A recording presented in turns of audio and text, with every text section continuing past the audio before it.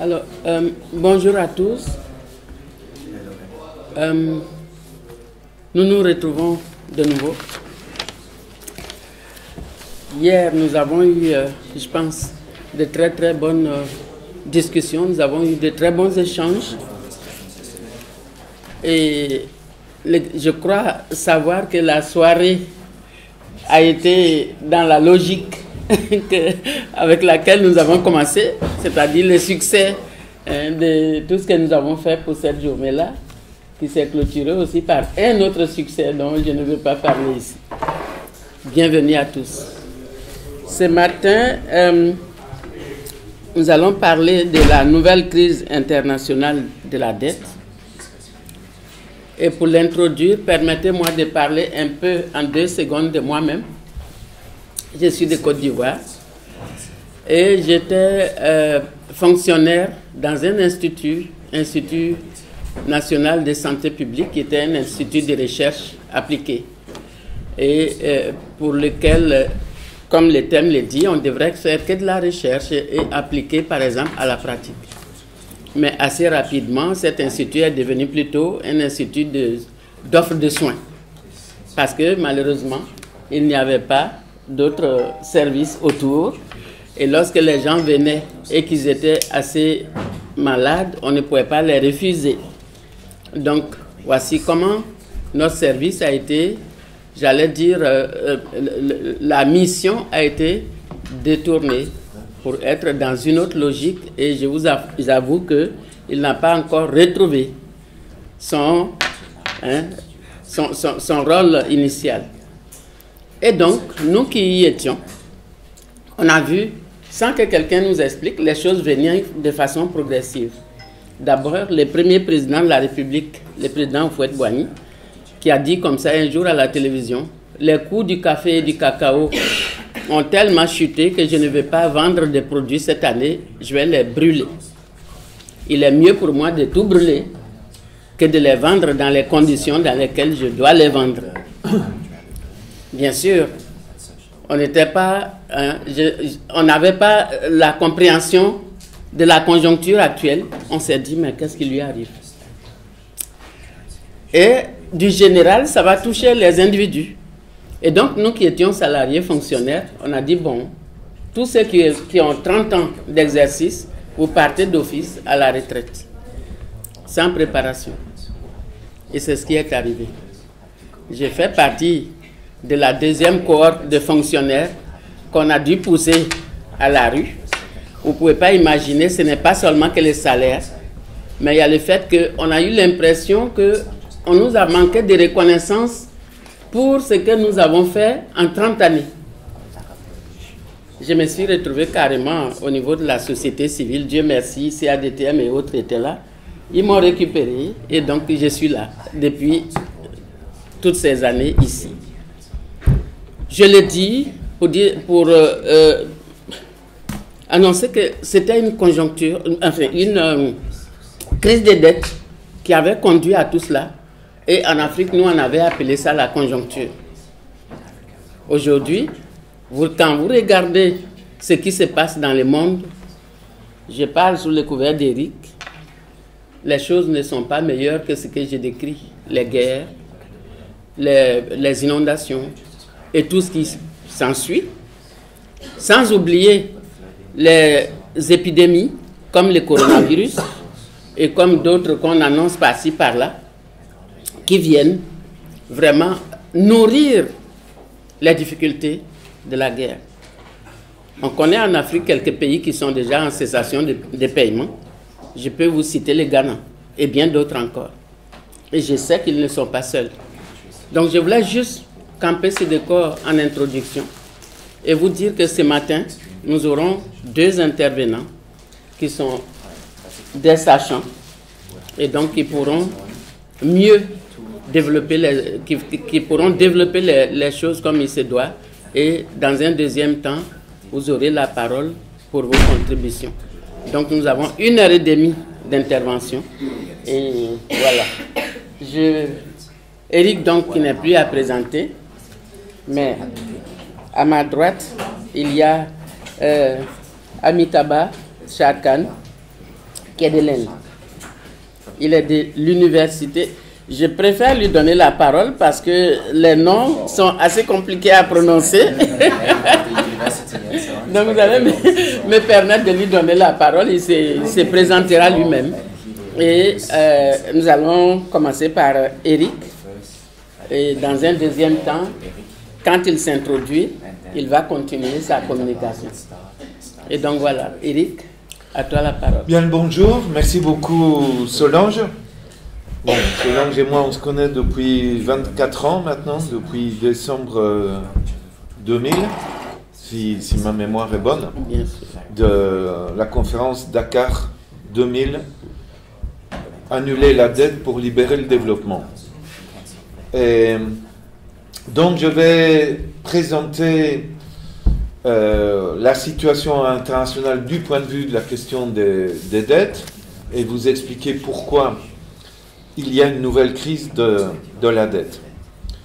Avant cela, je vais revenir sur des positions très importantes développées par le Comité pour l'abolition des dettes illégitimes, c'est-à-dire des questions de définition.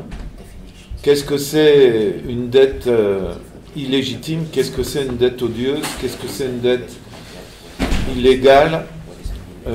Une dette insoutenable. Car on va dire 4 catégories de dettes qui, selon nous, doivent être considérées comme nulles et doivent être ou bien annulées par les créanciers ou répudiées par les débiteurs. Ceux qui annulent, c'est les créanciers. Un débiteur ne dit pas « j'annule ». Le débiteur, il peut dire « je refuse ». Je ne reconnais pas la dette qu'on me réclame, donc je la répudie. En termes on va dire de droit, dans l'histoire, on parle de répudiation de dette dans ce cas-là.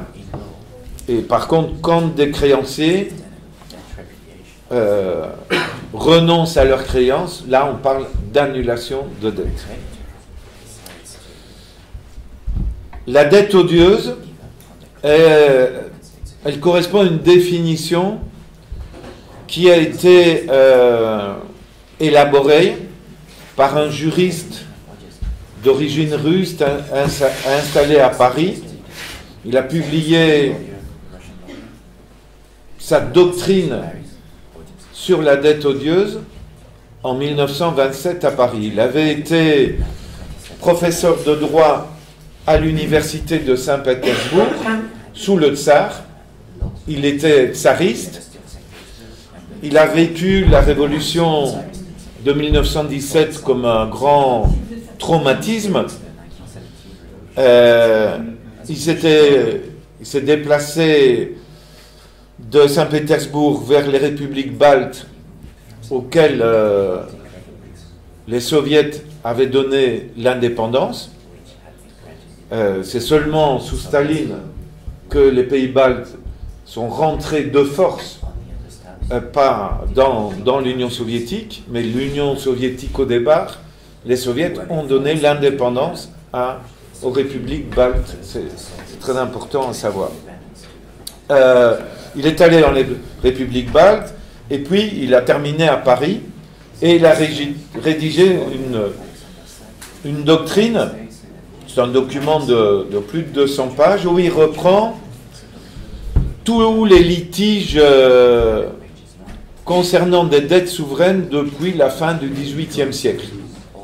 Il parle de la Révolution française, il traite de comment, à l'indépendance des pays d'Amérique latine, la dette que leur réclamait l'Espagne a été traitée. Et puis il parle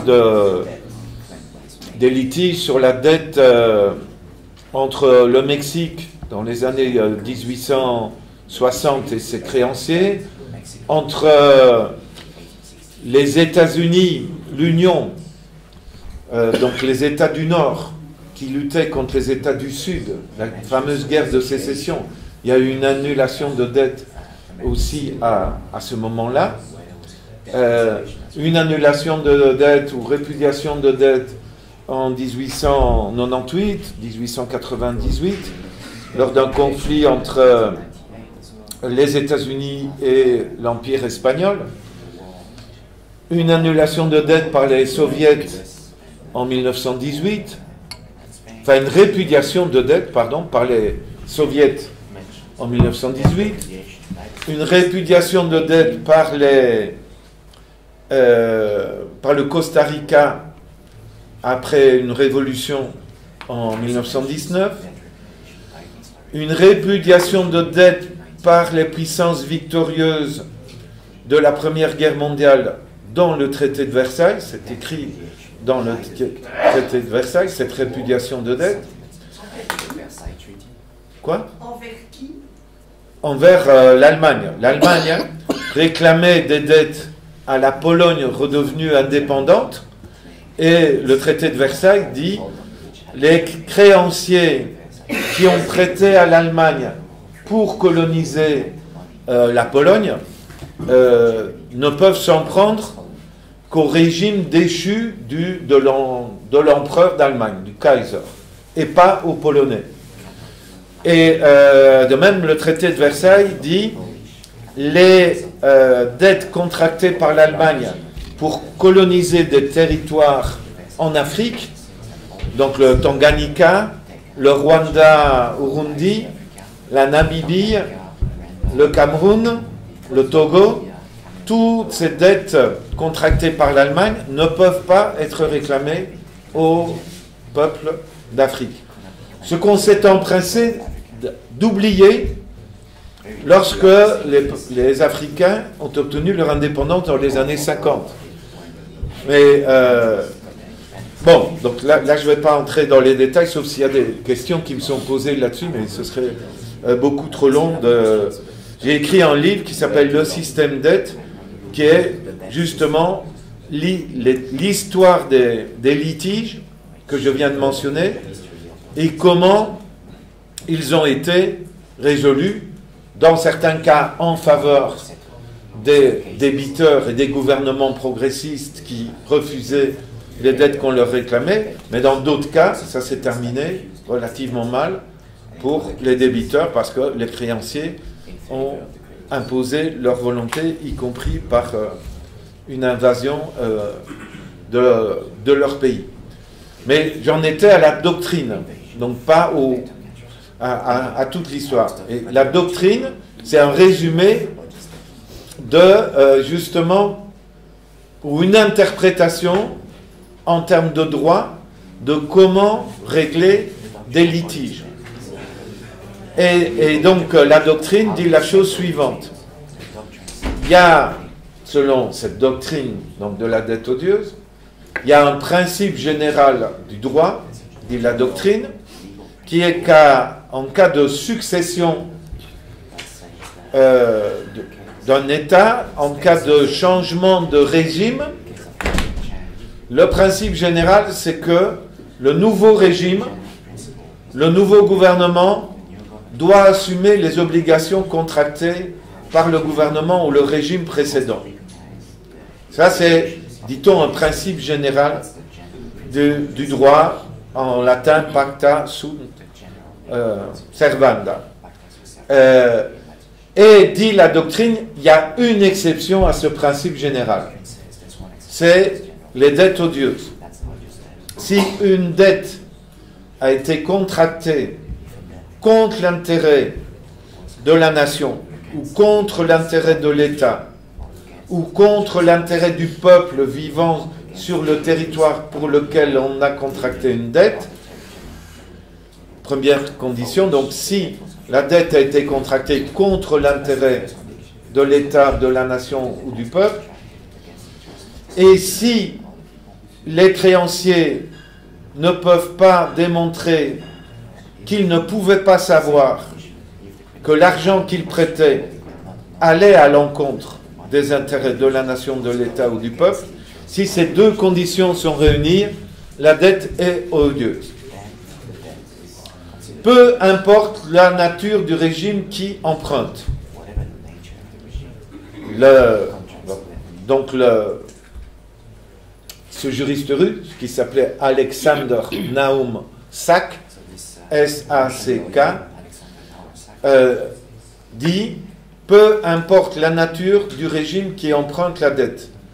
Ça peut être une monarchie de droit divin, ça peut être une république populaire, ça peut être une dictature, ça peut être une démocratie. Peu importe. Ce n'est pas la nature du régime qui emprunte, qui fait que la dette est odieuse, c'est l'usage qui est fait par quelque régime que ce soit de la dette qu'il contracte. Donc un régime démocratique qui emprunte contre l'intérêt du peuple avec la complicité des créanciers contracte une dette odieuse. Et s'il y a un changement de régime ou de gouvernement, le nouveau gouvernement ou le nouveau régime n'est pas redevable de cette dette. Cette dette est une dette personnelle du régime antérieur qui l'a contractée. Et les créanciers ne peuvent se retourner que contre cet emprunteur ancien et pas contre le nouveau régime ou le nouveau gouvernement. C'est une définition extrêmement importante parce que quand j'ai coordonné les travaux de l'audit de la dette réclamée à la Grèce, les travaux menés en 2015 avec le nouveau gouvernement, le nouveau régime, celui issu de l'élection du 25 janvier 2015, où un parti, Syriza, avec un programme qui disait on va rompre complètement avec les accords signés par le gouvernement précédent avec la Troïka, le FMI, la Banque Centrale Européenne, la Commission Européenne. On va rompre ces accords-là et élisez-nous pour rompre ces accords et remettre en cause la dette qui nous est réclamée et rétablir une série de droits qui ont été violés dans le cadre du mémorandum imposé à la Grèce par la Troïka en 2010. Donc, à la demande de la présidente du Parlement grec, j'ai coordonné les travaux d'une commission d'audit et je ne sais pas si Stavros Tombassos est ici dans la salle. Oui. Stavros Tombassos, qui est professeur d'économie à l'université de Chypre, a fait partie de cette commission d'audit. Et là, nous avons dit nos conclusions. On a fait un audit de la dette et on avait des juristes, des spécialistes du droit international. On a décrété, on a conclu de notre audit que la dette réclamée à la Grèce était odieuse parce qu'elle avait été contractée contre les intérêts du peuple grec et parce que les créanciers le savaient. Qui est-ce qui a prêté à la Grèce là, 130 milliards en 2010? C'est le Fonds monétaire international, la Banque centrale européenne et la Commission européenne.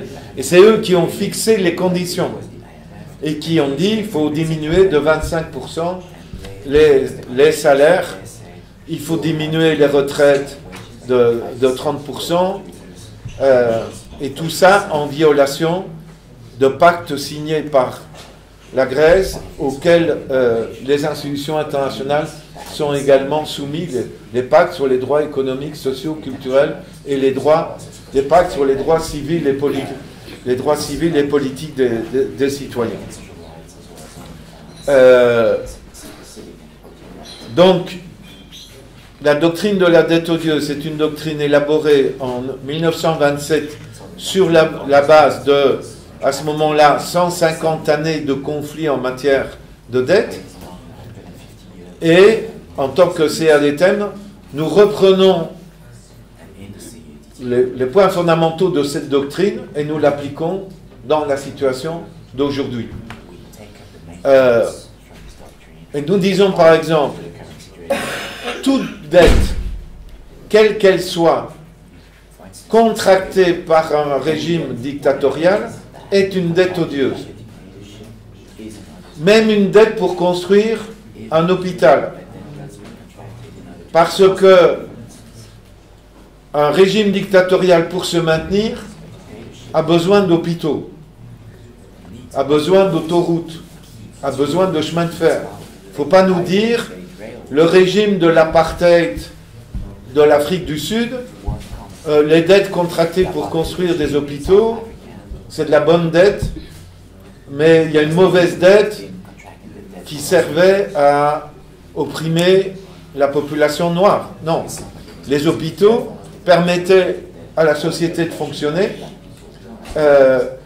et de même, Hitler avait besoin d'hôpitaux, avait besoin d'autoroutes, y compris pour faire passer ses tanks pour envahir les autres pays. On aurait pu dire, mais non, les autoroutes, ça sert à la circulation dans le pays. Donc pour nous, toute dette contractée par un régime dictatorial est odieuse, même des dettes présentées comme d'intérêt général,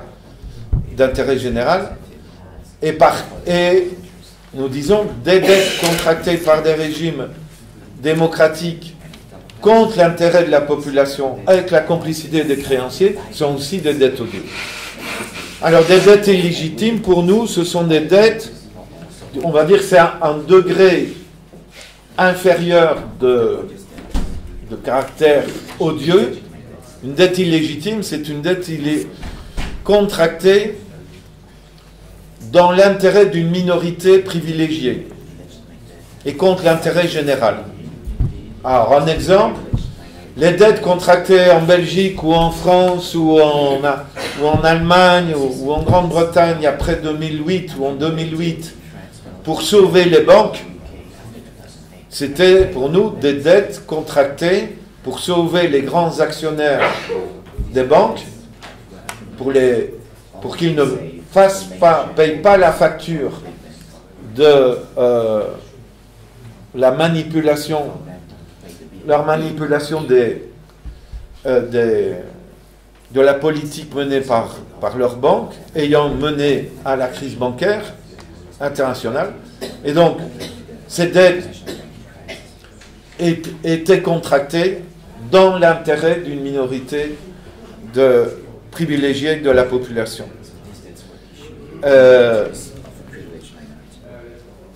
Une dette illégale, c'est une dette qui est contractée en contradiction ou sans respecter les normes légales qui s'appliquent dans un pays donné. Par exemple, si dans le pays il est indiqué qu'il faut, avant de contracter une dette pour un investissement, il faut avoir fait un appel d'offres et que toute une série de sociétés devaient rendre leurs propositions et que ces propositions devaient être analysées, auditées pour voir quelle est la meilleure offre, si ça n'a pas été respecté, dans des tas de circonstances qu'on peut démontrer, il y a des municipalités, il y a des institutions qui contractent des dettes sans respecter les normes légales, c'est pour donner un exemple, donc l'appel d'offres et le respect du cahier des charges ensuite, là on peut parler de dette illégale.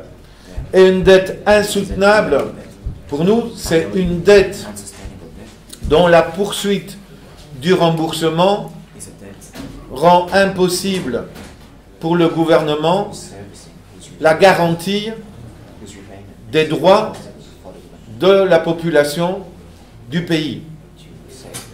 Donc si le fait de rembourser empêche le gouvernement de garantir l'accès à la santé publique, à l'éducation publique, à la sécurité dans le pays et une série de choses essentielles pour la vie dans un pays, si le remboursement de la dette rend ça impossible, cette dette peut être considérée comme insoutenable et peut être le remboursement peut être suspendu le temps que les circonstances changent fondamentalement.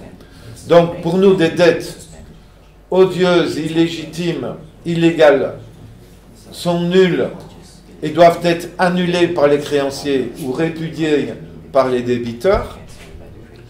Et les dettes insoutenables, on doit suspendre le paiement le temps que les circonstances changent et rendent de nouveau soutenable la dette. Donc une dette tout à fait légitime peut être à un moment donné insoutenable. Et dans ce cas-là, on reprend le paiement quand la situation redevient soutenable. Bon, donc ça c'était pour des définitions que nous avançons sur la base d'arguments du droit international. Alors maintenant, la nouvelle crise de la dette, il me reste 8 minutes, il faut que je fonce. Il y a une nouvelle crise de la dette qui est en cours. Elle est différente d'une certaine manière de ce qui s'était passé dans les années 80. Au début des années 80, à partir de 82, il y a eu une multiplication de suspensions de paiement. Des dizaines de pays ont suspendu le paiement de la dette. Ça a commencé par le Mexique, mais une série d'autres pays d'Amérique latine ont suivi. Et le FMI a commencé à intervenir avec des gouvernements du Nord, à prêter de l'argent pour que les pays reprennent les paiements, et on a imposé comme condition aux pays qui empruntaient pour reprendre les paiements les plans d'ajustement structurel. Dans cette nouvelle crise de la dette, le FMI a tiré les conclusions.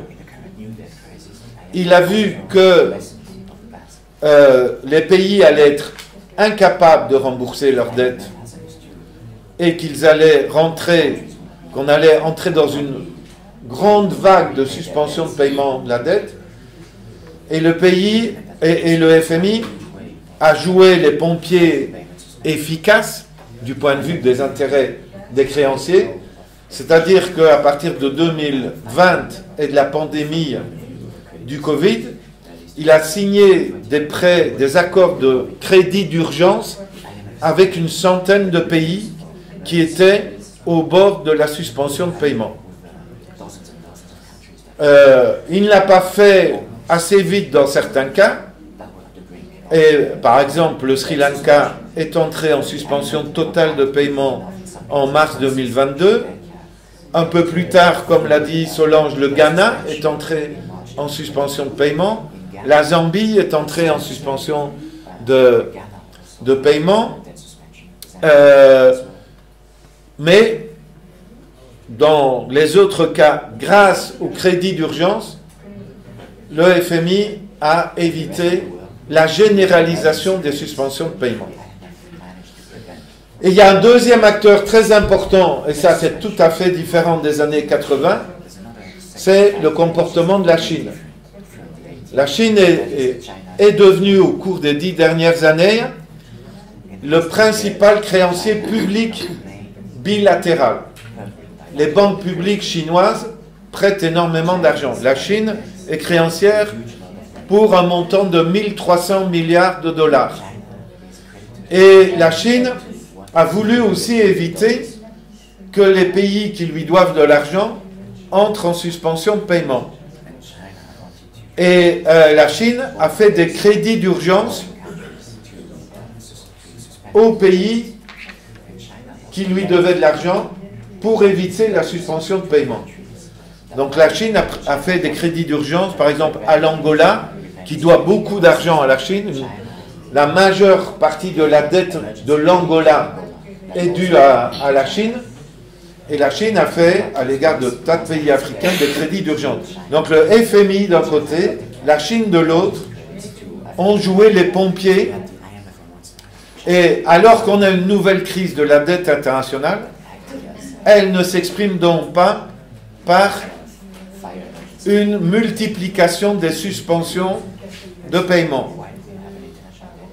Mais la crise est là, c'est-à-dire que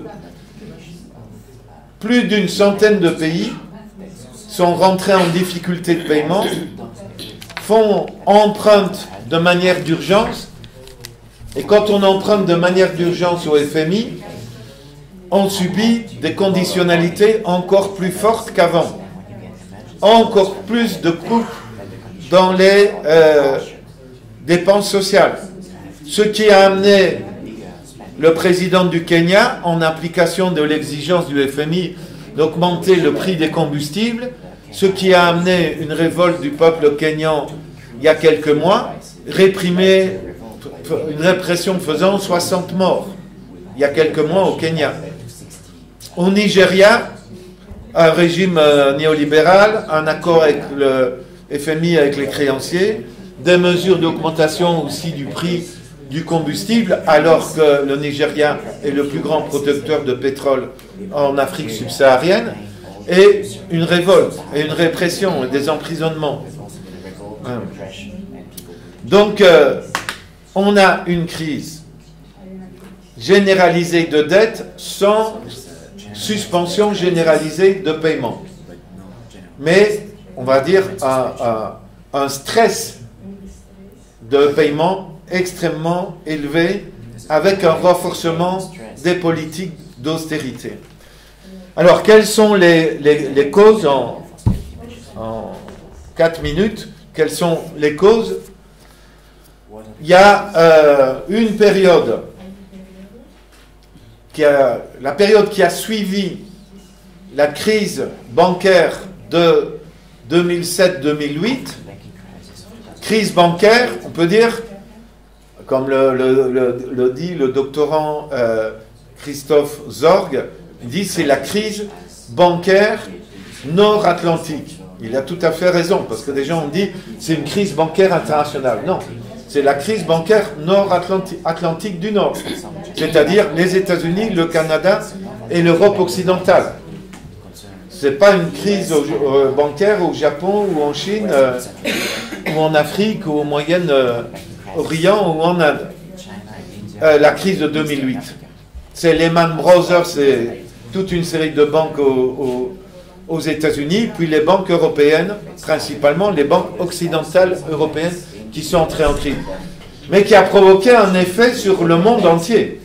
Une récession mondiale en 2009, auquel les banques centrales du Nord ont répondu par une politique de taux d'intérêt zéro.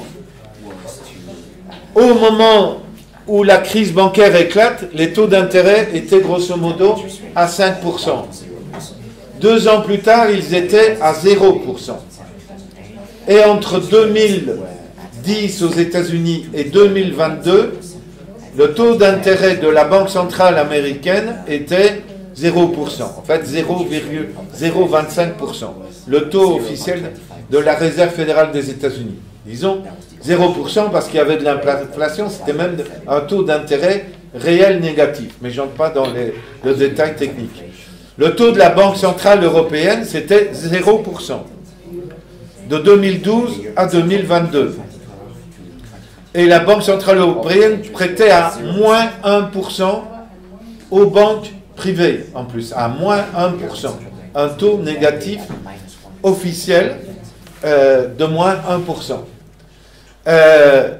Donc, comme les banques centrales prêtaient à un taux hyper bas, pour sauver les banquiers, ça a mis dans les marchés financiers des milliers de milliards de dollars et d'euros au service des marchés financiers et des banques pour les maintenir à flot. Qu'est-ce que les marchés financiers? Les marchés financiers, c'est des grands fonds d'investissement, des banques et tout ça qui sont des acteurs sur les marchés financiers. Qu'est-ce qu'ils ont fait puisque les taux d'intérêt au nord étaient du 0%? Ils ont acheté de la dette africaine. Ils ont acheté de la dette du Sri Lanka, de la dette de Bangladesh, du Pakistan, de la dette de l'Amérique du Sud. Parce que ces pays émettaient des titres de la dette en rémunérant beaucoup mieux qu'au nord, qui était à 0%. Ils rémunéraient à 4-5%. Des pays africains qui n'avaient jamais eu, depuis l'indépendance, accès au marché financier, par exemple le Rwanda, qui est un des pays les plus pauvres de la planète, a émis des titres de la dette sur les marchés financiers. L'Éthiopie, qui est un des pays les plus pauvres, a émis de la dette sur les marchés financiers, a du 4-5%. Et les chefs d'État africains ont dit, regardez comme nos politiques sont merveilleuses, les marchés financiers nous prêtent de l'argent à des taux d'intérêt même inférieurs à la Banque mondiale, parce que les taux officiels normaux de la Banque mondiale, c'est plutôt du 5-6%, sauf si c'est via l'AID. Les taux du FMI, c'est du 5-6%, et quand on dépasse son quota, c'est du 8%. Donc si on emprunte à du 4-5%, on préfère emprunter sur les marchés financiers qu'à la Banque mondiale et au FMI. Et les gouvernements africains disaient, tout va bien, nous gérons parfaitement l'économie. Sauf que c'était une situation complètement artificielle. C'était parce que les taux étaient zéro au nord. Et on savait qu'un jour, ça allait changer. Que si les banquiers du nord, c'est-à-dire les banques centrales, quand elles allaient changer leur politique, ça allait changer fondamentalement les circonstances. Et ça me permet d'arriver vraiment à la crise maintenant. Entre 2020 et 2022, sur 2 ans, on a eu 4 chocs externes successifs qui ont frappé le sud global. Et 4 chocs qui viennent du nord. Premier choc, la pandémie du coronavirus. Elle démarre en Chine, au nord, parce que la Chine ne fait plus partie du sud. La Chine est devenue une puissance créancière et la 2e puissance économique mondiale. La pandémie part de Chine et s'étend à l'Italie, puis à toute l'Europe, puis aux États-Unis.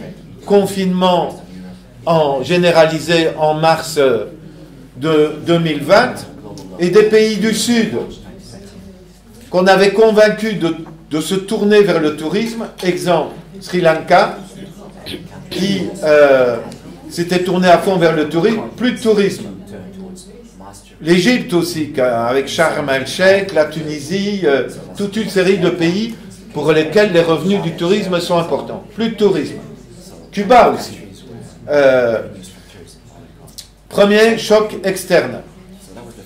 Lié à la pandémie, chute des échanges. Diminution de la production industrielle. Chute donc des commandes de matières premières aux pays africains, aux pays d'Amérique latine, qui exportent leurs matières premières vers la Chine et vers les pays du Nord. Donc ça, c'est le choc pandémie. Et augmentation de la dette publique de ces pays. Parce que pour faire face à la pandémie, alors que les revenus diminuent, il faut augmenter les dépenses publiques pour acheter des vaccins. Donc la dette augmente en 2020-2021 dû à la pandémie suite à un choc extérieur. Deuxième choc, l'invasion par la Russie de l'Ukraine, qui a comme conséquence immédiate une augmentation de 50% du prix des céréales. Or, on a convaincu, la Banque mondiale et le FMI ont convaincu les pays du Sud d'abandonner la production des céréales locales en leur disant concentrez votre production sur le café, le cacao, l'arachide, le coton, la banane, des produits tropicaux, et vous importerez des céréales des pays à climat tempéré, l'Ukraine, la Russie, le Canada, les États-Unis, l'Europe occidentale, qui vous achèteront votre café, vos bananes, etc. Et tout ira parfaitement dans un monde extraordinaire. Sauf que du jour au lendemain, les 4 grandes entreprises qui contrôlent le marché des céréales, alors que les stocks ukrainiens n'avaient pas encore été touchés par l'invasion russe, augmentent de 50% le prix des céréales. Et immédiatement, le Sri Lanka, l'Égypte, le Sénégal doivent payer beaucoup plus cher leur importation de nourriture. Donc, de nouveaux problèmes de financement. Comment est-ce qu'on finance alors qu'on doit payer en dollars ou en euros ces importations de nourriture? Comment est-ce qu'on fait si on a déjà des problèmes de dette et de difficultés? Donc ça, c'est février, mars, avril 2022. Immédiatement aussi, augmentation du prix du pétrole et du gaz liquide. Et il se fait que des pays comme la Tunisie et l'Égypte ou le Sri Lanka dépendent du tourisme, dépendent de leur importation de céréales et dépendent de leur importation de combustible parce qu'ils n'extraient pas du pétrole. Et donc ces pays-là sont confrontés à 3 chocs. La pandémie, l'augmentation du prix du pétrole, l'augmentation des aliments en mars 2022. Et à partir de février-mars 2022, la Banque Centrale Européenne et la Réserve fédérale des États-Unis augmentent les taux d'intérêt et passent de 0% progressivement en un an à 4,5% pour la Banque Centrale Européenne et à 5,25% pour la Réserve fédérale des États-Unis. Alors vous imaginez bien, pour les fonds d'investissement qui prêtaient au Rwanda à du 5%, si aux États-Unis le rendement est du 5% parce que le taux de la Réserve fédérale est à du 5%, mais ces fonds d'investissement n'acceptent plus de prêter au Rwanda à du 5%. Ils demandent du 9%, du 10%, du 12%. Et c'est vrai pour le Kenya, c'est vrai pour le Nigeria. Maintenant, les prêteurs demandent du 12%. Mais avant, ces pays avaient emprunté à du 4 ou 5%. Mais suite à des chocs externes, des décisions indépendantes de la volonté des populations du Sud et même de leur gouvernement, aussi pourris soient-ils, c'est la multiplication de ces chocs produisent la nouvelle crise de la dette que nous connaissons. Et je termine du coup en disant, ces pays, si on avait des gouvernements courageux, qu'est-ce qu'ils devraient dire? S'applique là le droit international immédiatement. Il y a une notion de droit international absolument fondamentale. Des traités et des contrats continuent à s'appliquer s'il n'y a pas un changement fondamental de circonstances et si on ne peut pas invoquer le cas de force majeure et ce qu'on appelle l'état de nécessité. Ces 3 notions de droit international qui permettent la suspension de l'obligation de respecter des contrats qu'on a signés. Donc s'il y a un changement fondamental de circonstances, dans une situation où ce n'est pas le débiteur qui est le responsable du changement de circonstances, le débiteur a le droit de suspendre le paiement de la dette sans que le créancier puisse prélever des intérêts de retard. Ça s'appelle un moratoire sur la dette sans arriéré d'intérêts à payer. Et c'est comme la situation se rétablit qu'on paye. Que la dette soit illégitime, odieuse, légitime, parfaitement légale, peu importe. C'est les circonstances qui déterminent. Et là, aucun gouvernement n'a eu le courage de faire cela depuis 2020-2022. Et nous, comme CRDTM, nous disons à ces gouvernements, appliquez le droit international, ayez le courage. Au lieu de courir derrière le FMI, la Chine et tout ça, qui vous font des prêts d'urgence à des conditions draconiennes et qui vous amènent à mener des politiques antisociales qui provoquent des manifestations et que vous réprimez, au lieu de faire ça, bon Dieu, adoptez une politique conforme à l'intérêt strictement élémentaire des populations de votre pays. Et bien sûr, ils devraient aussi auditer les dettes qu'on leur réclame et déterminer la partie odieuse, illégitime, et ça, dans une deuxième phase, alors qu'ils sont en suspension de paiement, dire, mais cette partie-là de la dette, qui est odieuse, je la répudie carrément, et peu importe là les nouvelles circonstances, vu que ça avait été contracté de manière odieuse, je ne les paierai pas. Voilà, merci beaucoup pour votre attention.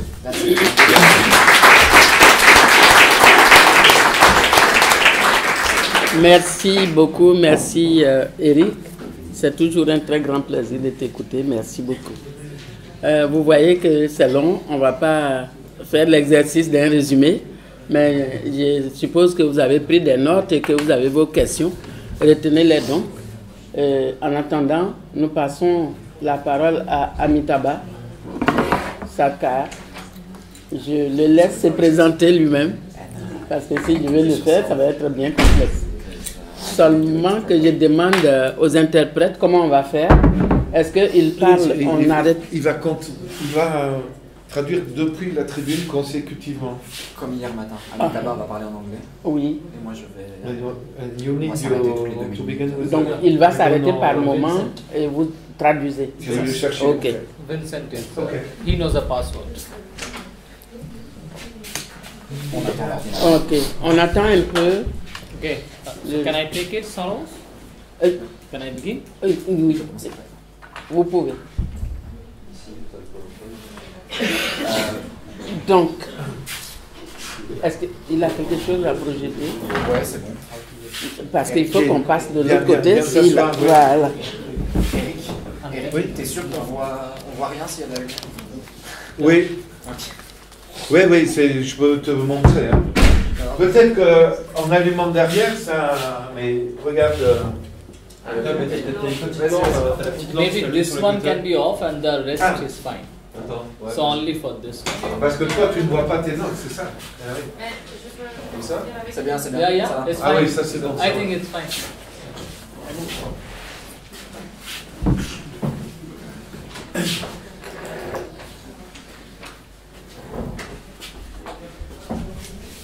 Good morning, Merci beaucoup. Thank you, Salos, for nice introduction. It's fine. It is always difficult to speak after Eric because to think what is left. But it's also equally difficult to speak before Eric. Okay, so I actually today's talk actually it's a strategic intervention how Development Financing Institute can be held responsible to and accountable to all the evils and the ills have been going on. So this is about today's talk. Before I begin with that, actually, I had some bit of problem actually with my laptop. So when I was preparing my slides, taking from some previous lectures and all, then there was some problem with drawing and all. So partly I will go to the PDF. Thankfully I managed to convert the not so complete the portion in PDF. So if you will. Ouais, yeah. Très bien, bonjour, merci à tous, merci à Solange. Alors c'est toujours difficile d'intervenir après Eric, puisqu'on se demande toujours ce qu'il reste à expliquer. Cela dit, c'est également difficile d'intervenir avant Eric. Alors aujourd'hui, je voudrais essayer d'expliquer un peu comment les institutions de développement financier peuvent être tenues responsables et peuvent rendre des comptes pour tous les maux existants. Oui. Avant de commencer, d'abord expliquer rapidement que j'ai eu un petit problème d'ordinateur en préparant cette intervention. Voilà, ça n'a pas facilité les choses. Cela dit, j'ai réussi à convertir une partie de mes diapositives en PDF. Je vais repasser au PDF. Bref, il y aura peut-être des petits va-et-vient pendant la présentation.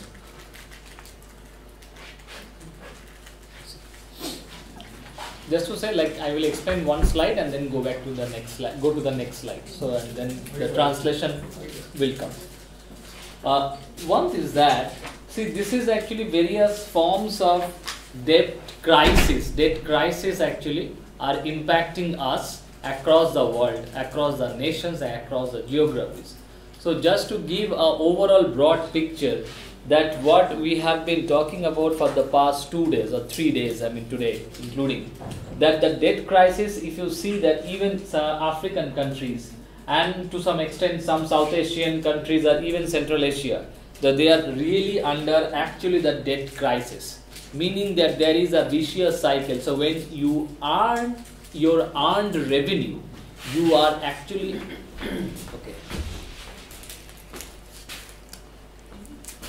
Thank you. So anyway, when actually you are paying interest more than more than the revenue you have earned. So that's a debt crisis in that way. That's a vicious cycle of debt. So meaning that you are incurring further loan, you are incurring further debt to pay the interest for your debt, for your previous debt. So that's a very vicious cycle. It's fine. I'm not explaining that another. So, but I'm saying that this is the overall picture, and this the green part, the private creditor and no risk and others we can. But think about the red and the vermilion. So these two actually. So this is the overall debt picture of the world. Ok, donc alors on va à chaque fois Amitabha va présenter une diapo, je vais interpréter et ça va se passer comme ça. Keep on with the map, yes. Voilà, donc For sure the red one. Cette carte elle montre la crise de la dette qui existe aujourd'hui dans le monde à différents niveaux. Les pays sont touchés à différents niveaux, mais on peut voir que ça concerne le monde entier. Finalement, cette image, elle fournit une illustration générale de ce dont on discute depuis 2 jours. Ce qu'on peut voir, c'est qu'il y a une série de pays en Afrique, en Asie du Sud, mais aussi en Asie centrale, qui sont touchés par une crise de la dette. Alors cette crise de la dette, qu'est-ce que c'est? Eh bien, c'est un cercle vicieux. C'est-à-dire qu'à un moment donné, une série de pays va payer plus d'intérêts sur sa dette qui ne perçoivent de recettes. Et donc forcément, ces pays vont devoir contracter de plus en plus de prêts, vont devoir s'endetter toujours plus afin de pouvoir rembourser des dettes contractées précédemment. On se retrouve donc dans un cycle infernal. Voilà, donc ici c'est illustré principalement par les pays qui sont en rouge, en jaune et en jaune également. So now this is the overall picture of the debt crisis in the world, and there are various forms of debt. Some are sovereign debt, some are private debt. So but I would just, before I begin, just to give a bit of theoretical advancement. These are the new theories that are actually coming up. What I actually try to think of in that way, one is that the sovereign debt, where a nation incurs debt from the non-sovereign, other than outside the sovereign authorities, from the multilateral. So there is bilateral, bilateral, multilateral, and the private bank. Though even private bank also, they finance a lot to African countries, to many Southeast Asian countries, and even in Latin America. And there are deep interest actually linked to climate and various. So today I'm going to explain one of those institutes, multilateral institutes, that's the World Bank.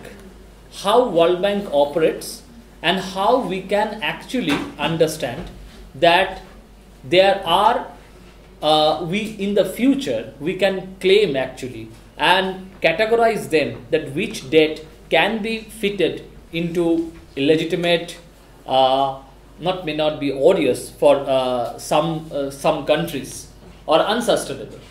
So this is a brief presentation about that only.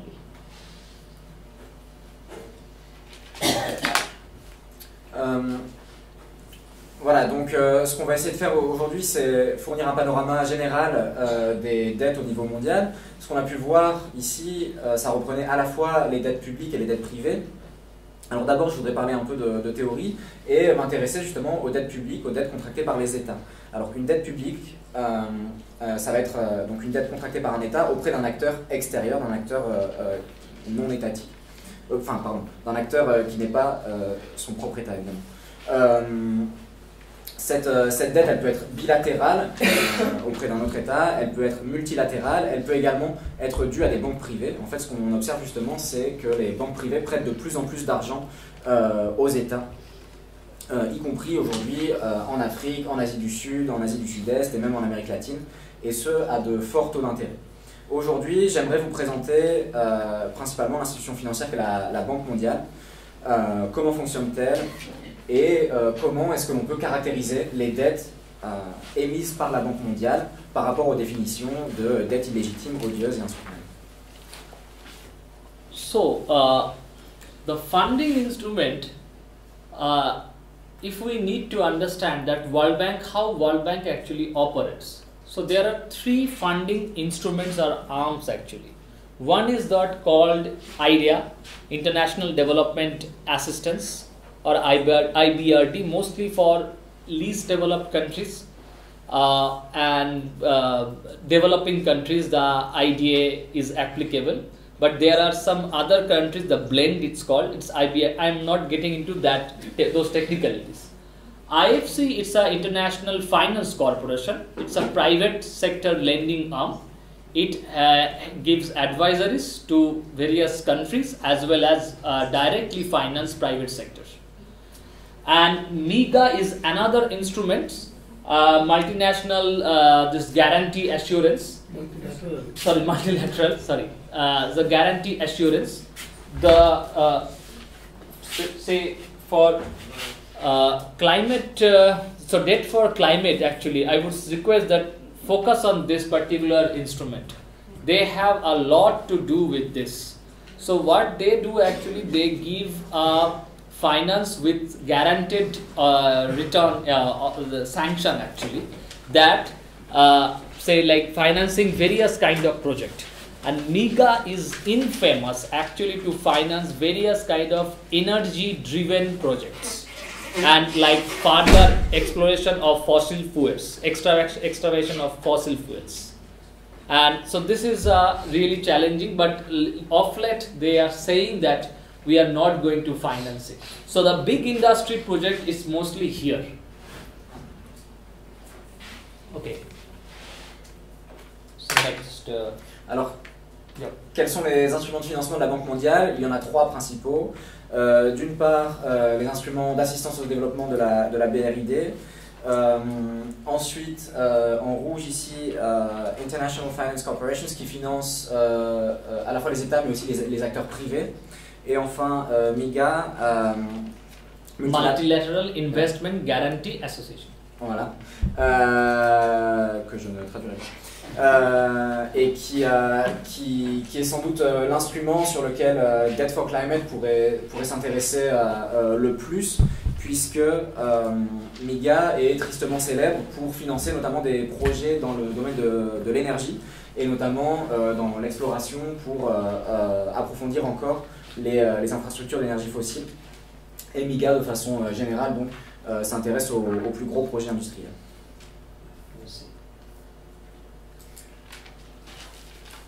Donc, peut-être plus dire que MIGA, donc en français, c'est Agence multilatérale de garantie des investissements. Donc, c'est AMGI, A-M-G-I, qui est une des 5 branches de la Banque mondiale. So broadly, if I come with that, actually these are very important instruments, and World Bank is so far the biggest creditor in the history of this world, all banking association. And it has a lot to do. One, it is easier. So since we all are active actually in various degrees and forms of on related issue related to debt, there are two ways development financing institutes, bilateral or multilateral, they operate. One is that economic sector and other is the social sector. So economic is like the industry kind of project, and the social sector like health, education, gender. So these are now. Through my understanding, my PhD, thereafter my research, I would say that it is a really challenging domain to sometimes, especially for least developed and developing countries, to understand how World Bank's impact in the economic sector, the big industry projects.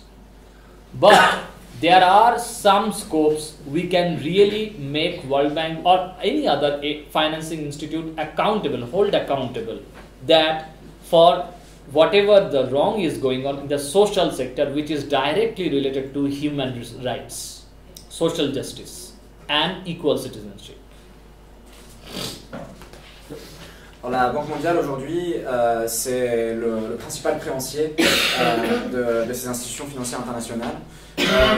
Les institutions financières internationales, elles s'intéressent d'une part à ce qu'on pourrait appeler le secteur économique, donc plutôt aux projets industriels, de développement économique, etc. Et d'autre part aux projets qu'on pourrait plutôt qualifier de développement social, notamment ce qui est l'accès à la santé, l'éducation, les programmes d'égalité de genre, etc. Alors souvent, pour les pays du Sud, c'est plus difficile de comprendre exactement quels sont les effets pervers de la Banque mondiale au niveau des projets du secteur économique, industriel. Par contre, on peut plus facilement s'intéresser à ces effets pervers en matière justement d'investissement dans les domaines sociaux. Now, I just want to explain this, and I think that most of the thing will be clear actually for this. So if we need to map one World Bank or any other bilateral, multilateral, how they finance project and what are the problems where being a scholar, being a activist community, we can interfere and intervene and identify. This is very important. There are three actually layers. What we call, one is that macro system, international level. So see, this is a,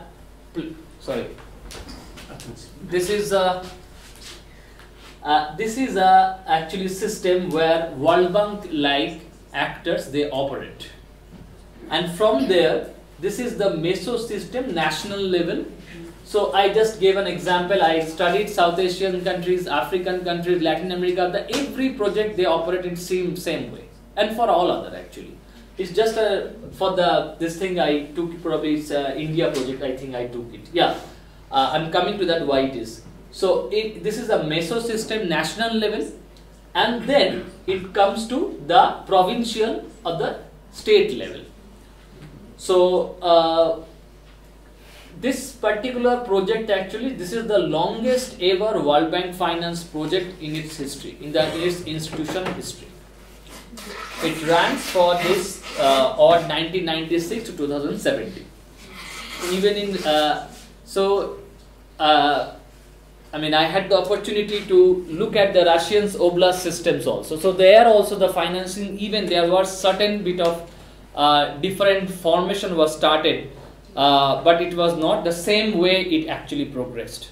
In Brazil, there are SUS system, they call it the health, entire health management. So what they have actually, instead of, so that's like a municipality, they fund directly. So this is, okay. So, I think this is clear. So this is the actually operational pathway for the bank, for any bank projects, from international to national to state level or municipality level, and then here they operate with the, where we are facing the problem or benefits, whatever.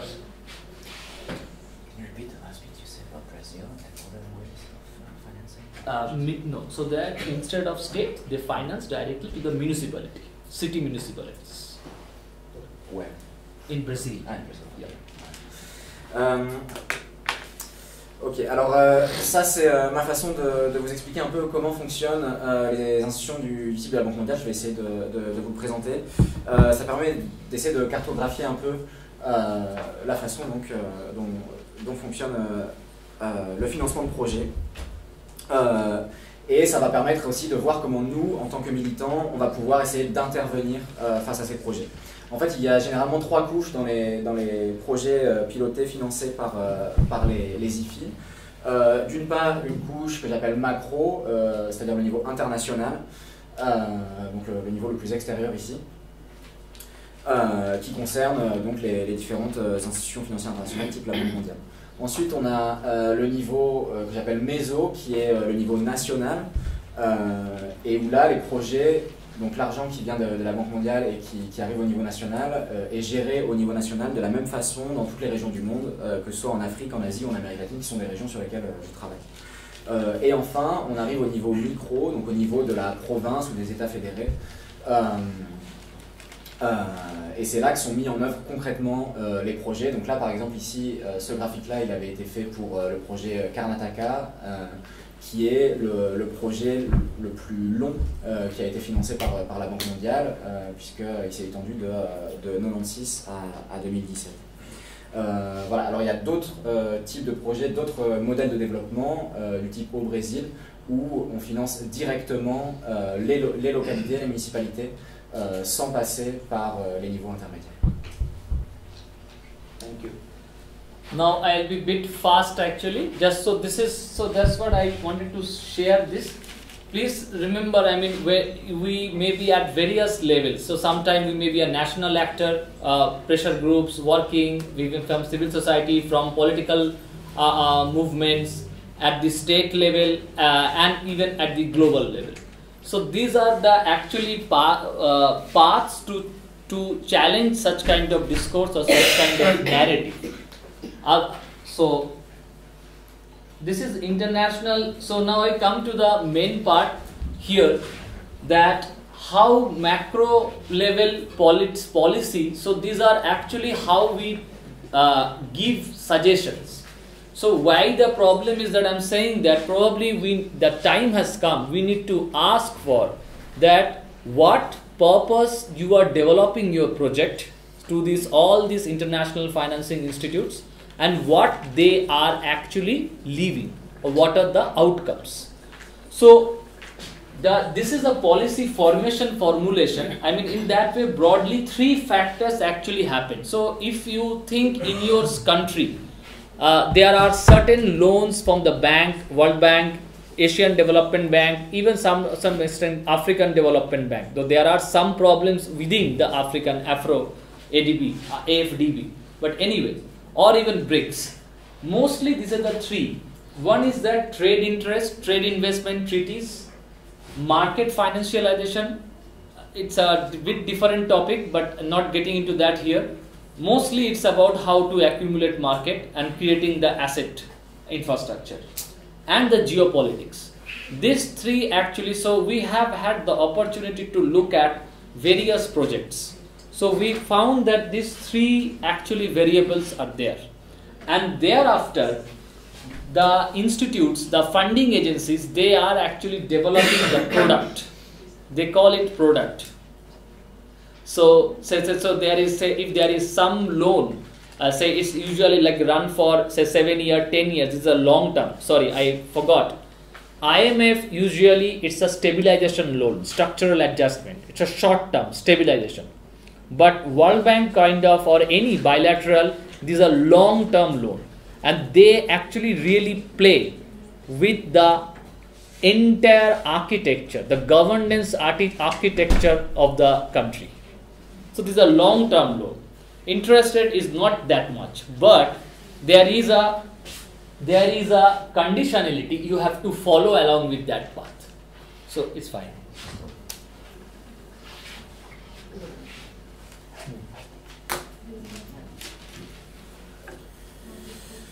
Alors, comment est-ce que ça fonctionne, donc la formulation de programmes politiques au niveau macro?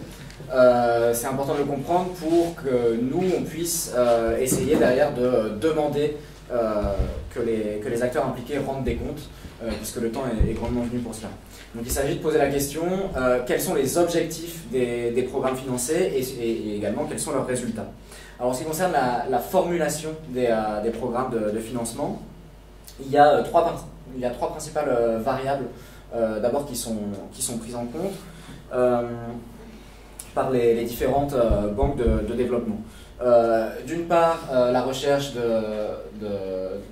de traités de commerce, ou de traités d'investissement et de traités commerciaux. D'autre part, la financiarisation des marchés. Donc là, il s'agit avant tout de s'intéresser à comment ouvrir de nouveaux marchés pour accumuler de nouveaux actifs, etc. Et ensuite, la variable géopolitique.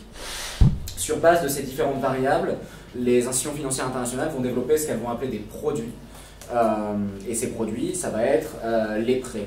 Alors, le FMI va plutôt faire des prêts qu'on appelle de stabilisation à court terme, là où la Banque mondiale et les autres IFI vont plutôt prêter à long terme et s'intéresser à modifier les structures de gouvernance des pays emprunteurs. Donc la Banque mondiale prête à des taux d'intérêt bas, mais avec beaucoup de conditionnalités. Thanks. So this is more or less broadly the picture of this kind of, see, this is the longest as well as the most, the world largest creditor. So that is one of the picture actually saying that even across all within the social sector, there are various things. So this is called health systems. So I just talk about the health. It's very important actually. There are various loans. So just think about that. Every sphere actually how that the lending in US dollar, how it is going.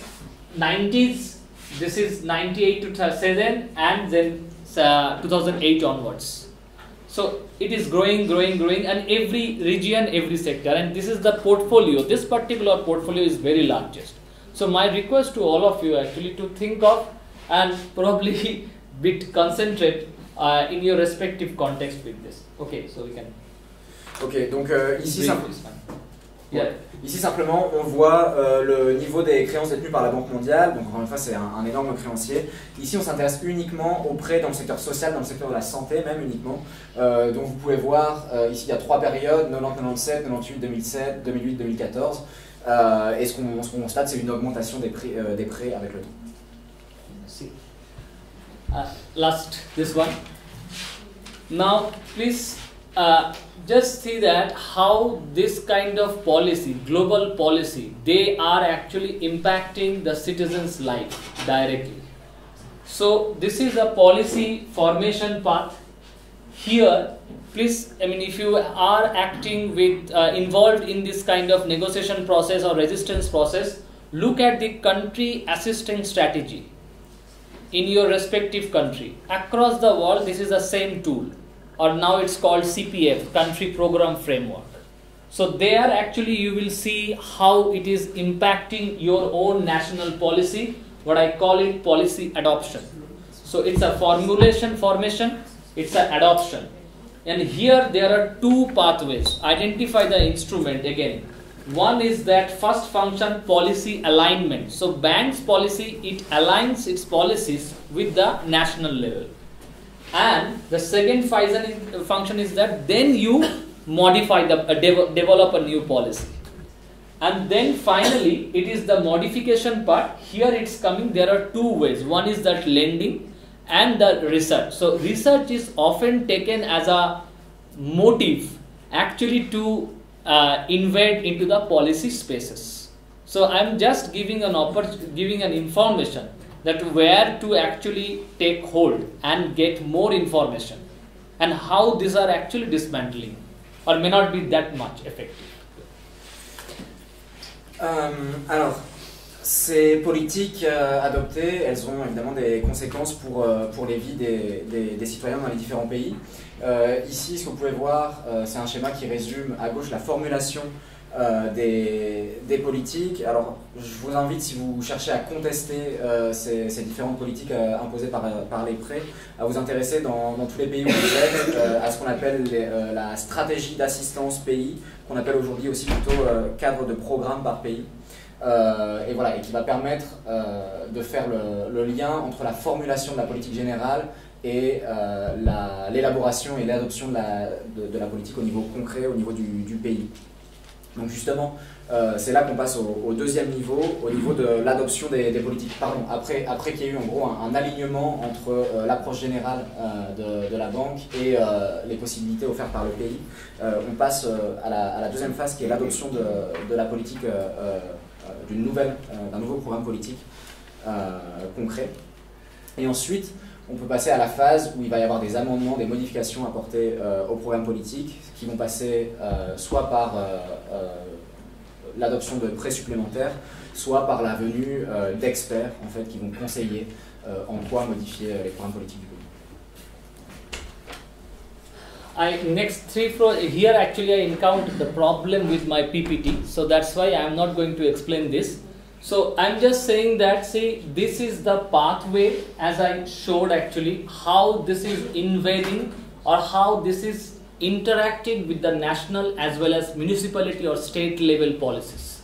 And then finally the impact is coming on to us. So that is why I just to say. If you find in your respective countries, regions also, some region I know in Africa, I know I used to be ALBA, that Latin American Bolivarian Alliance, they had list, I don't know whether they exist anymore or not, but this kind of project list you will get it. And here I am, so the point is that this is some slides from my previous, some other presentation actually. We have had enough evidence that this policy recommendation did not meet objectives. Now what next? That is what I am coming. So these are enough evidence with this slide that this policy objectives did not meet its recommendations.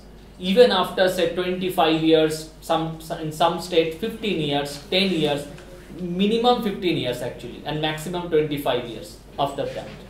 But now those countries, those states, country level, county level, they are under heavy burden of loan. Now what to do? Okay, yeah.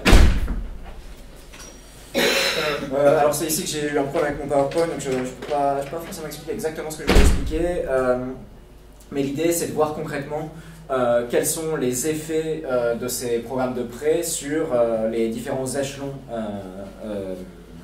de pouvoir politique, donc au niveau des provinces, des villes, etc. Dans vos pays, dans vos régions, vous pourrez trouver les listes de projets financés par des IFI, comme celle qui a été affichée sur la diapo précédente. Et en fait, ce qu'il faut retenir ici, c'est qu'il y a désormais bien assez de preuves montrant que les différentes recommandations politiques formulées au niveau des IFI n'ont jamais atteint leurs objectifs lors de leur mise en place concrète, y compris après des mises en place de 15 ans, parfois 25 ans. La seule conséquence réelle de ces projets, c'est un endettement extrêmement lourd pour les pays qui sont passés par ces programmes politiques. The similar thing actually we did a work on IFC, International Finance Corporations.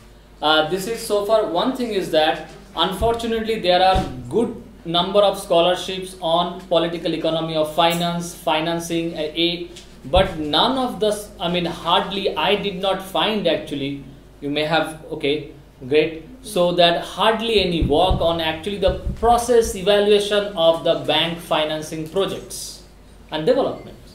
So this is a really, anyway, in its history of IFC, International Finance Corporation, last year there was one report came up. I had the opportunity to author it actually, in health I'm talking about.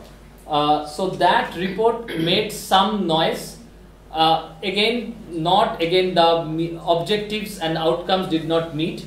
So what we had actually from the, these are the some letters correspondence between UN OHCR or UN Office of High Commissioners and the World Bank President right now is Mr. Ajay Banga and IFC. So they actually took up our report and they questioned the World Bank that what IFC is doing and various. So this is just correspondence. I mean, it's available on the OHCHR sites and all these things. So my point is that, and then World Bank came up with some, I think, 60-page explanation.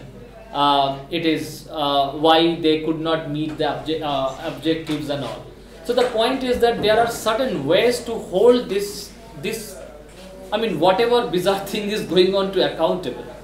So that is why I am saying that the next question is that whether IFC should actually repay it to all those. Now it is also a very different complex thing. So here actually the last my suggestions is tell you that while we please look at these questions in your in whatever level. Does aid investment treaties adversely affect? I come from public health, so I usually take health approach. Trade investment treaties adversely affect public health. Here I would like to request all of you. Many academic groups work on this. So if you happen to have some information, especially in the EU, trade investments and aid investments impacting directly public health, please get back to me. Eric, Suchobon and many of our comrades in CADTM, they have my coordinates.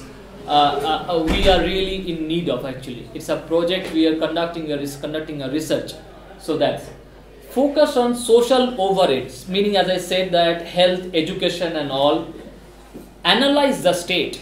It is not that the way we analyze Africa, the same parameters and the same definition would apply say for country like India or country like in areas Latin America. So there are structural versus political crises. That's a different theoretical argument. I am not going. How to make it an election agenda? It is not going to be. Now what level? So different levels of advocacy.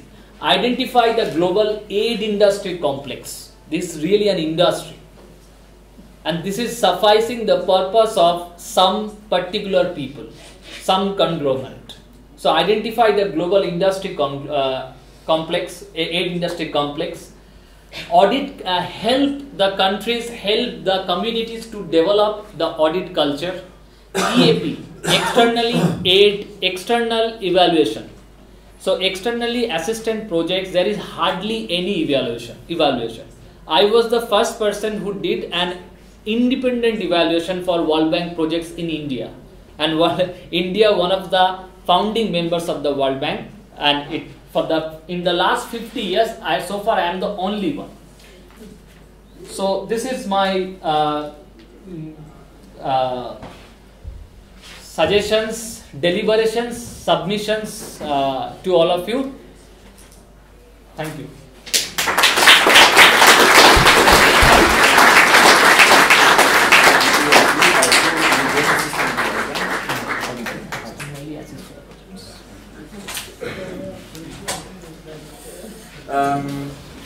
Bon alors pour finir un peu en termes de perspective, il faut vraiment s'intéresser donc aux effets concrets de ces prêts.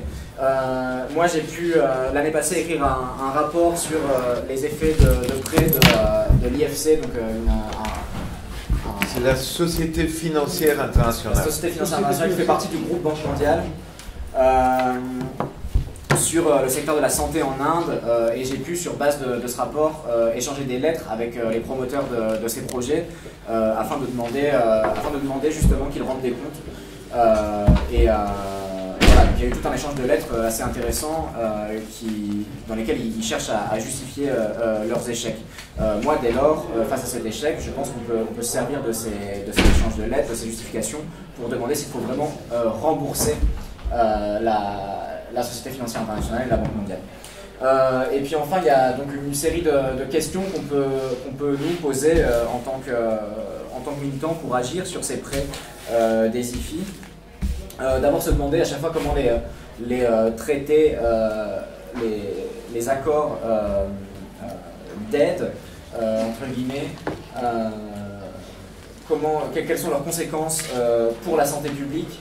De même pour les investissements commerciaux, les traités commerciaux, ça c'est quelque chose qui m'intéresse vraiment. Par ailleurs, on a vraiment besoin de données à ce sujet, donc si vous en avez pour vos pays, n'hésitez pas à me contacter via le CADTM, donc sur la façon dont les traités commerciaux affectent la question de la santé publique dans les différents pays. Je vous invite vraiment à vous concentrer en tout cas pour ces prêts multilatéraux sur les projets qu'on appelle que j'ai appelés sociaux. Je vous invite également à chaque fois à prendre en compte la structure de l'État concerné, puisque on ne s'intéressera pas de la même façon à un État en Afrique ou à un État en Amérique latine selon la structure politique de l'État. S'intéresser également au niveau auquel on va pouvoir déployer notre militantisme. Identifier ce que j'appelle le complexe industriel de l'aide, donc tous les acteurs économiques impliqués dans l'aide et qui participent à ces projets et à leur mise en œuvre. Enfin, aider également dans vos pays au développement d'audit des projets, à ce que j'appelle les projets d'assistance extérieure, donc l'idée de faire des évaluations externes de ces projets multilatéraux. Qui ne sont pas du tout assez réalisés. Moi j'ai été le premier à en réaliser un pour l'Inde, alors que l'Inde est un pays fondateur de la Banque mondiale. Voilà, donc il faut vraiment développer ce type de projet et je vais m'arrêter là, je vous remercie.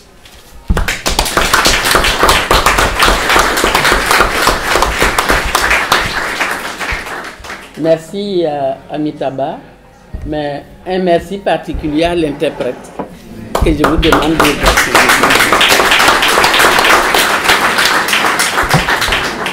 Alors, il nous reste 15 minutes, je dirais même 10, parce que dans la même salle, nous avons une autre communication qui commence à 11h30.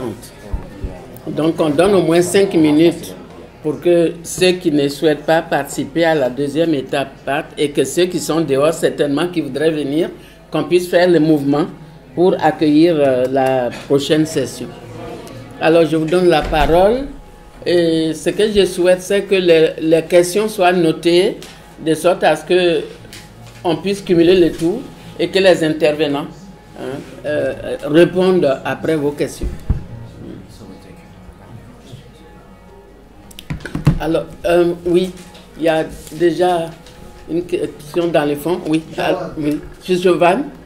Non, c'est pas Sushovan. C'est Jawad. Jawad. Oui, Jawad.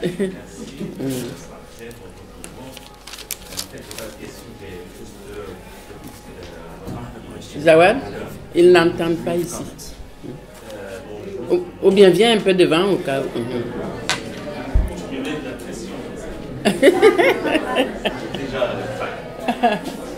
Bonjour tout le monde.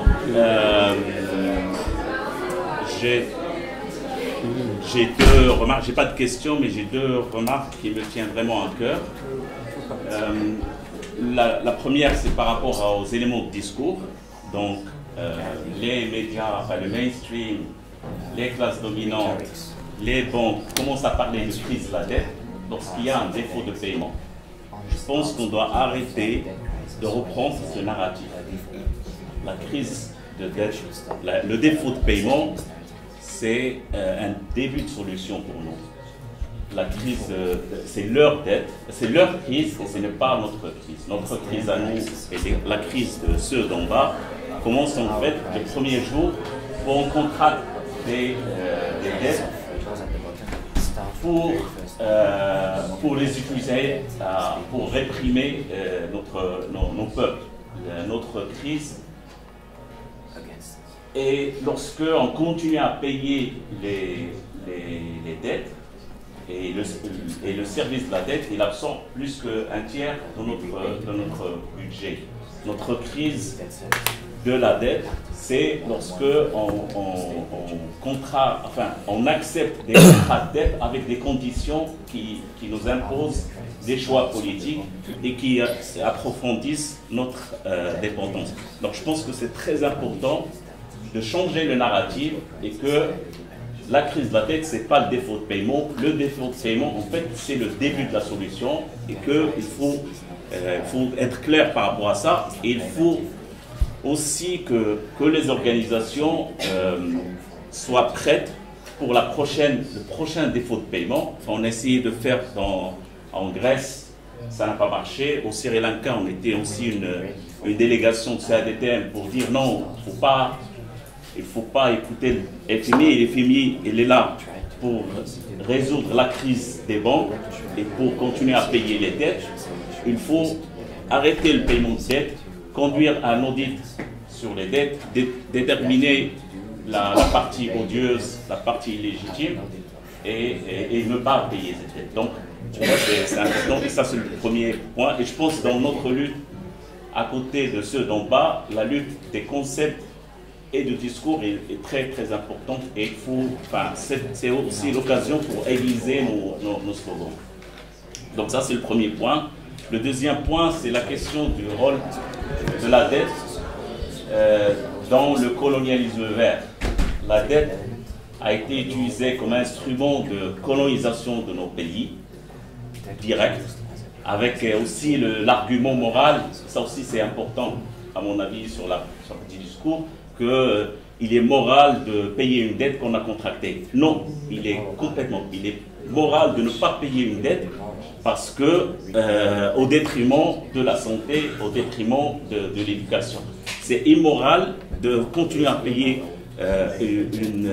une dette, et comme disait Sankara, parce que si on ne paye pas cette dette, eux, ils ne vont pas mourir, alors que si nous, on continue à payer la dette, nous, on va mourir. Donc cette dette a été utilisée comme instrument de colonisation. Il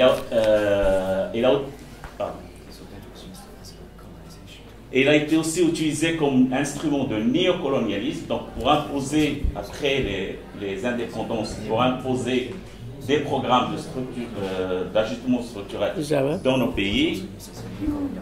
30 secondes, ça va.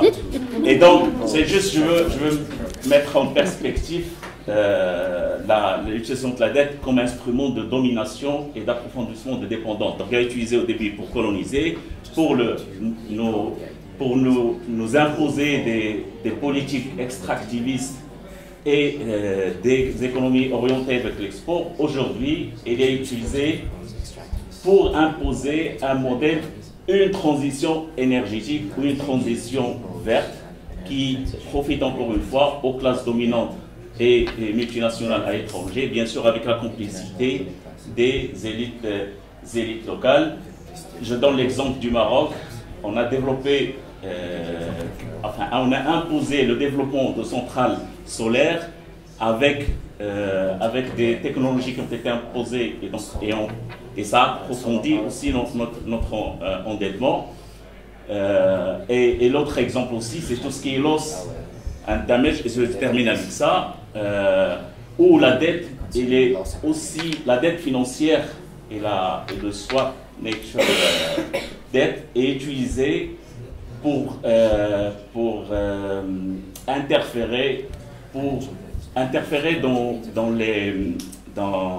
et imposer aux communautés locales comment ils vont protéger leurs écosystèmes. Et bien sûr, il y a aussi des ONG qui sont impliquées dans cette forme de néocolonialisme vert.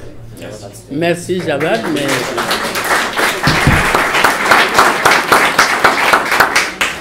je note que je dois adopter une attitude de dictature, sinon on ne s'en sort pas.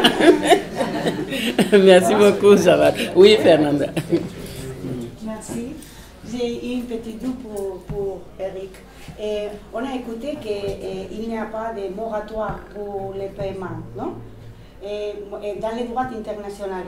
Mais je suis sûre, et je viens en Espagne, aux îles Canaries, toujours on écoute moratoire pour ça, moratoire. Ici, il n'y a pas de paiement, il n'y a pas de problème de faire une moratoire. Et pourquoi, dans les droits internationaux, tu crois que c'est aucun gouvernement fait ça? Peut-être parce que la moratoire, après la moratoire, il sera pire, et c'est presque logique de ne pas attendre, ou c'est les peurs. Merci. Merci Fernanda. Madame, s'il vous plaît.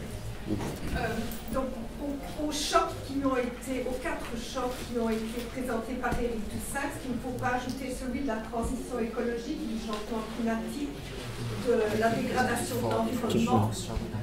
Ça, c'est une première chose. Et la deuxième question que j'ai, c'est est-ce qu'il y a une instance internationale qui établit de façon non contestée cette distinction entre dette illégale, illégitime, odieuse et la quatrième. Où en est-on sur le plan de la mise en œuvre du droit international? Quelle est l'instance qui est chargée de ça? Ok, merci beaucoup. Alors, je vois deux mains, une là et une l'autre. Oui, s'il vous plaît, monsieur.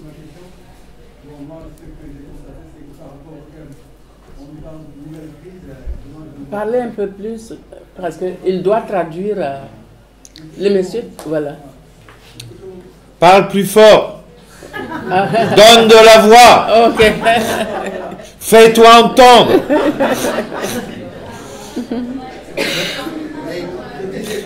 On parle de nouvelles crises, alors qu'après les exposés, on n'a pas constaté réellement de variance entre ce qui se faisait avant et ce qui se fait jusqu'à présent. Donc il n'y a pas de différence réelle ou bien de nouveauté. Ensuite, par rapport à cette dette, mais il n'y a pas que les Africains qui en pensent. Ça, c'est général, c'est tout le monde entier, les États-Unis ont presque près de 13 milliards, je crois, de dollars de dettes. Et pourquoi se focaliser simplement sur les dettes ici, alors que c'est le monde entier? Et c'est la seule méthode où on peut vraiment avoir des moyens pour pouvoir développer un pays. Donc la dette en soi n'est pas un mal, mais c'est comment s'endetter, c'est ça qu'il faut peut-être revoir et imposer un peu, comme on l'a dit tantôt, des moratoires, ou bien diminution des taux par rapport et ensuite peut-être des maturités longues pour pouvoir quand même étaler la dette sur 10 ans, 20 ans, 30 ans. Et ce qu'on fait aujourd'hui. Et l'autre question, c'est qu'on occulte aussi les charges de la dette et les commissions. Mais c'est là où des structures pareilles devraient quand même s'appesantir pour voir qui sont les gens qui vont emprunter ces dettes-là et qui en profitent de ces charges-là. Voilà les questions. Merci. Oui, s'il vous plaît, approchez. Est-ce que vous pourrez parler assez fort? Sinon, venez. Venez, s'il vous plaît. Donc ma question, ça serait sur cette nouvelle crise. Vous avez dit que la Chine a dû faire des prêts d'urgence pour éviter des défauts. Maintenant, ma question, c'est, on parle beaucoup de découplement économique en règle générale. Et que se passera-t-il si un pays, par exemple, a deux titres de dette qui arrivent à échéance, de deux prêteurs qui ont des intérêts géostratégiques différents? Est-ce que ça s'est déjà passé? Est-ce que ça risque de se passer sur des titres qui vont arriver à échéance dans les prochaines années pour certains pays africains? Et qu'avez-vous observé ou que pensez-vous quels seront les choix qui vont être faits dans un monde aujourd'hui qu'on sait où il y a beaucoup de conflits économiques entre les deux côtés? Merci. Oui, merci beaucoup à vous. Nous avons eu 5 intervenants, dont des commentaires et des questions. Et donc, je voudrais laisser...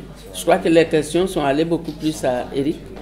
Donc, je lui donne la parole en premier, oui, et ensuite à Miguel.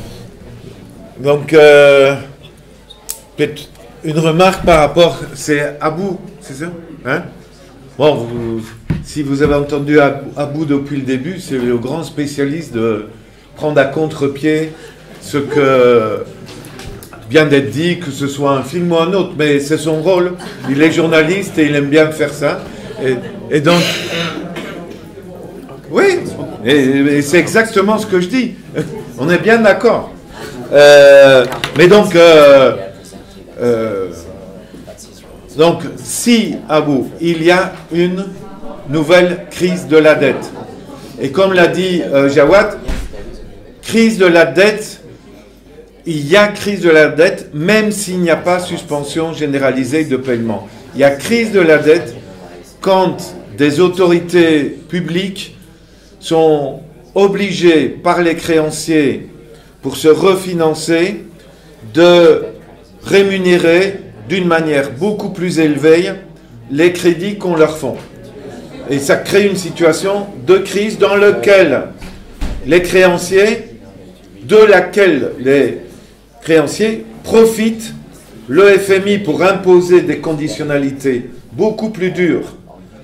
Et tu ne peux pas expliquer les révoltes qui viennent d'y avoir au Kenya ou au Nigeria si tu ne prends pas en compte qu'il y a une crise de la dette qui provoque que le FMI impose des conditions plus dures qu'avant, avec des gouvernements obéissants, qui provoquent des réactions populaires très importantes.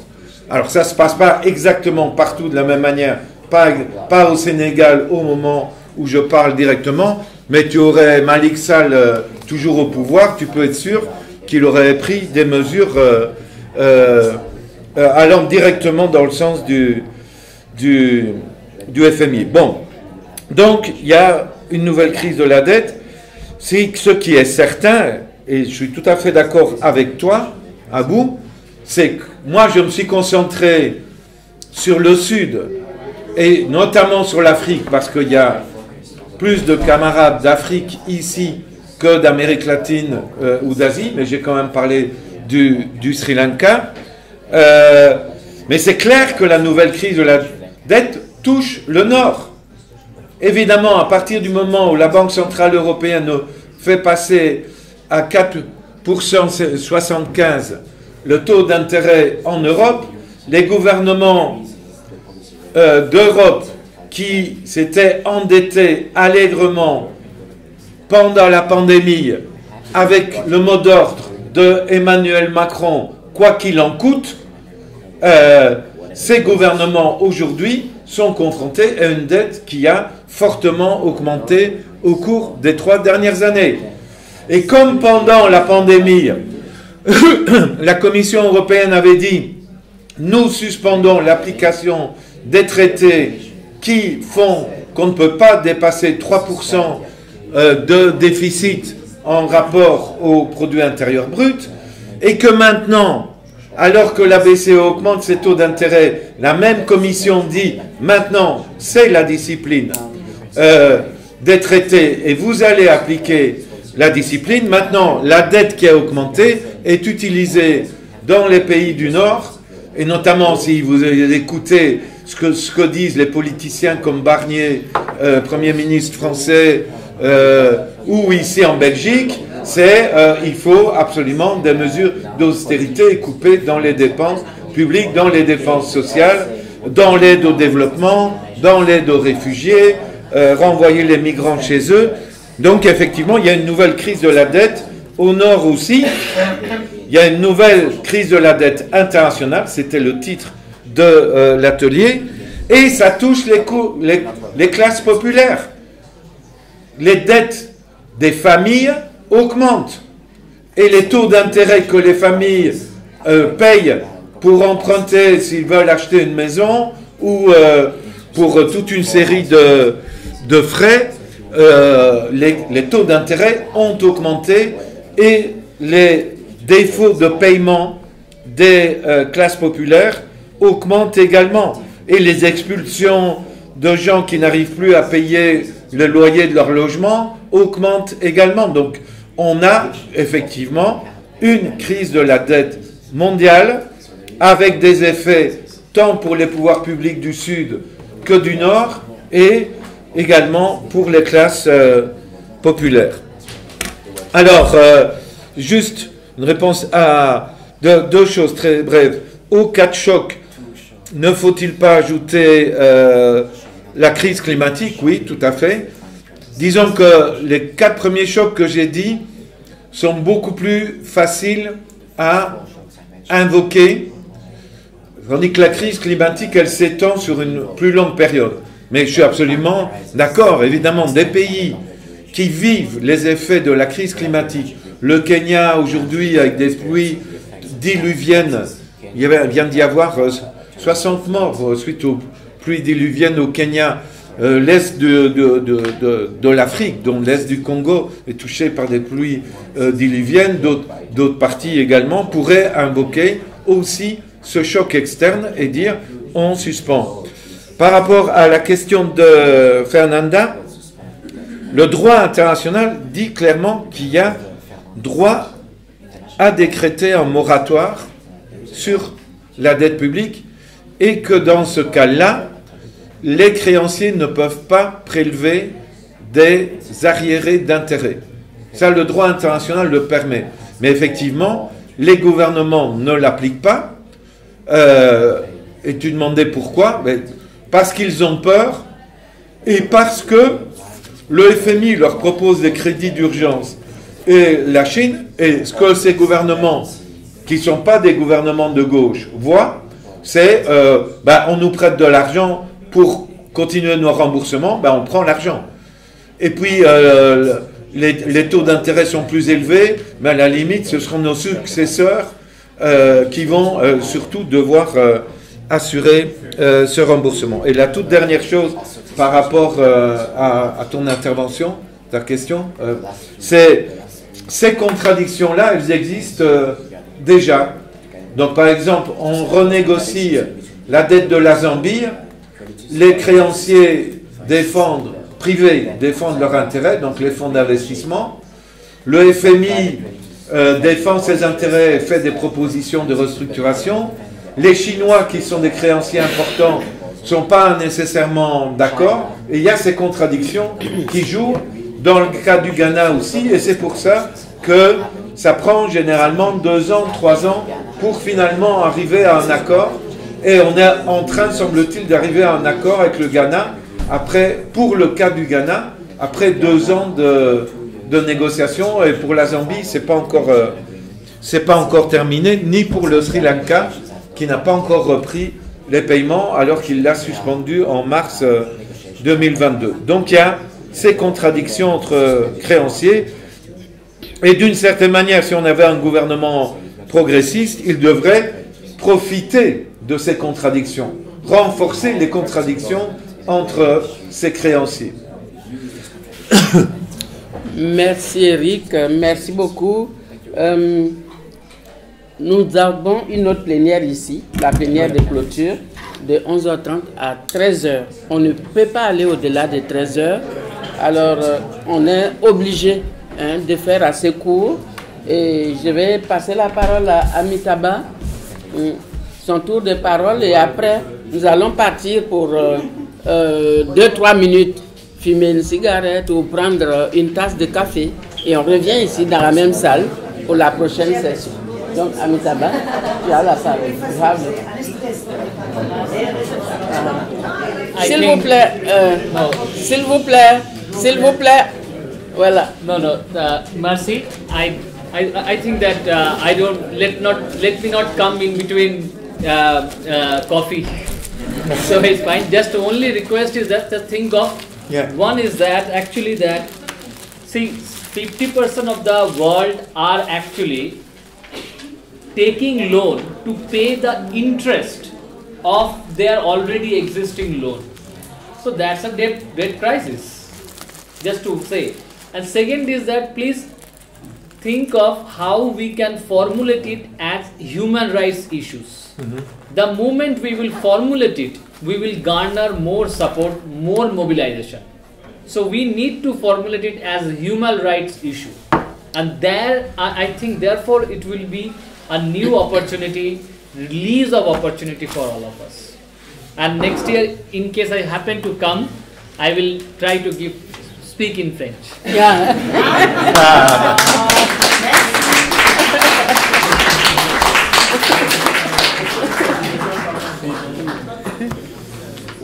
Deux choses brièvement. D'une part, pour répondre à Abou, il y a 50% du monde actuellement qui emprunte pour rembourser les prêts précédents. Donc il y a bel et bien une crise de la dette qui existe. La deuxième chose, c'est simplement que je vous appelle toutes et tous à réfléchir à chaque fois à la façon dont on peut formuler toutes ces questions autour de l'endettement en termes de ce que ça implique pour les droits humains. Pourquoi ? Parce que c'est ce qui va nous permettre de gagner du soutien, de créer une dynamique et de venir contester ces logiques-là. La dernière chose, c'est que je voudrais dire que si j'arrive à revenir l'année prochaine, je vous promets que j'essaierai de faire un discours en français. Merci.